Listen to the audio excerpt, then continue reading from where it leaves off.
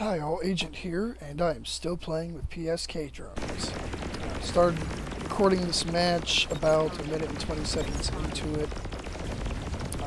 So we're going to get started here. As you can see, what I'm doing is I'm kind of hanging around cover there, and I was shooting targets from as far away as I could get a lock.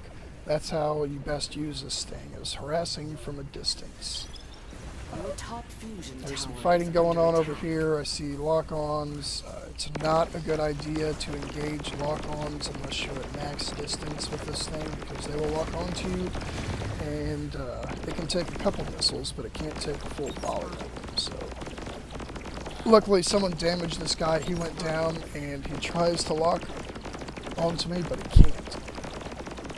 He can lock, but he can't hit me with the missiles because of where his launcher landed. So, as you can see, I'm turning to get out of there anyway. But here his missiles hit the ground, and I know that he can't even hit me from there. So, finish the target and gain an level. When you're playing these, like I'm doing here, you want to do a lot of spotting for your team too. You've got a good vantage point, and that will add to your points. So you want to do a lot of spotting. Any enemies, you want to spot them. Make sure your team knows they're there. And when you're actually shooting enemies, it really helps to not try to go full 1v1. You can do that, but the best way to use these things is to support your team and help focus fire bots down from the sky. It can actually be a lot more helpful than you think when you see these little things. You think they're troll bots, but they can actually be a huge asset to your team because they can deny heals. Like I said, you're way up in the air, you can spot enemies, you can start damaging them before they start damaging your allies. There's just all kinds of little helpful things you can do when playing one of these, aside from capturing towers. Towers are the most important thing, but these just do not do that very well, so unless it's an extreme case, I wouldn't do it. And as you can see here, that guy started taking damage from the PSK I've got here. He blinked away. He got out of there. And that's a good area denial too. A lot of players will just back off or get the heck out of there when they start taking damage from it. It's not extremely dangerous early on to 1v1 bots with, but it will, it's not to be underestimated at higher overclock levels. As you can see, this thing is built, it's got a blink inside of it. It's actually built around the blink. I slapped the blink module down and then built the drone around it, so it's fairly well protected as anything can be in a bot this small. It's completely rudderless. The only thing inside it is that blink module. Other than that, it is propelled and steered by thrusters. A lot of redundancy of thrusters, as you can see on here, and it floats with heat. In this match, this version of the bot did not have down thrusters, so all I could do was fly around at the same elevation, which works. As you can see, it works well enough, and you'll see by the end of the match we do pretty well. But I've since added down thrusters to it, so if anybody wants this, it is in the CRF. It can be bought. It does come with the blink already installed. It's going to be expensive because of that. As you can see, it can take a rail but the blink is already installed, and then I went ahead and I left the PSK on it too because it's already going to be expensive with the blink. If you can afford the blink module on this thing, you can afford the PSK. Quite honestly, it's a great farming tool.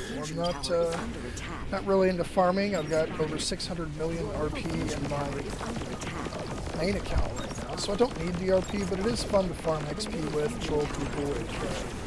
You can get 1 million RP out of your daily bonus if you remember. Easily 500,000 per match, so definitely a good farming tool. And again, what we're doing here is I'm trying to hang back, but they're line of sighting me, they're blocking my line of sight, so I need to close in a little more. This thing works, and as you can see here, I'm laughing because other PSKs sometimes have a hard time hitting you. in this thing. I don't know if it's something I did by accident or if it's just the nature of such a small bot, but a lot of times the other PSK users will miss. It's not guaranteed by any means, but it'll miss a lot, especially if you spin in place, it'll miss. I think it's trying to target a block that it can no longer hit, so it says, okay, that projectile goes away. In any event, you do want to hang back. Flak, lock-on missiles, and other PSKs are your worst enemies. Pretty much any other bot is going to have a very difficult time hitting you because you're so small and the way you can move at it. It doesn't move quite like a thruster stick or a Tesseract does, but it's hard enough to hit for SMGs and rails that you will take hits, but I wouldn't expect it to happen a whole lot. You really just got to keep an eye out for other PSK users. Flak, obviously, just shred this thing because it's so small, and lock-on missiles. But that's what the blink is for, is when you run into situations like that. If you've got enough energy, you can blink away. If you get caught and you've depleted your energy bar, you may or may not survive to blink away. But I've had pretty good luck being able to blink away from most situations. You will get destroyed. It's not an invincible bot by any means, but it's also not going to get owned if you play it properly. If you fly face first into masses of enemies over and over again, thinking this PSK is just going to shred them all and you're going to be godlike, you're going to lose and you're going to be disappointed because that's not how you play these bots. You play these by hanging back, you hang near and around cover. As you can see, we can take a rail hit and still maintain mobility. We're not flying around perfectly anymore, but we have plenty of mobility to move around to a certain location to heal. And there you can see the SMG has a very hard time hitting you. It can take a few random pepperings from the SMG, but you're not gonna fly right into an SMG tank's face and kill him with this, like I said. So you'll need to just hang back, use cover when you can, and support your team. It's not a 1v1 godlike bot, so don't expect to buy this thing and go just over anybody without it. It's not how it works. Because you have to play them smart, but if you play them smart, they're really annoying to deal with. And as you can see, we didn't get to blink away in time. It can take 2 or 3 missiles before it gets down to the blink module.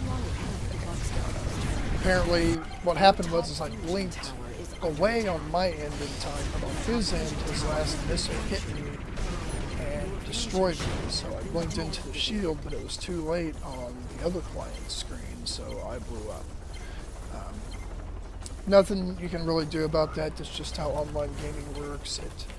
It tends to manifest itself and show its face more often than you have projectile weapons and weapons that lock on, such as that. But it's always a part of online gaming.